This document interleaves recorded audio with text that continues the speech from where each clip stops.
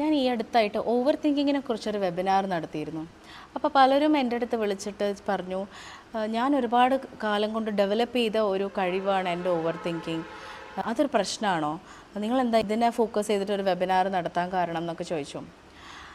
Over തിങ്കിങ്ങും clear thinking അഥവാ good thinking എന്ന് പറയുന്നത് ഇറ്റ് ഈസ് ക്വൈറ്റ് ഡിഫറെൻറ്റ്.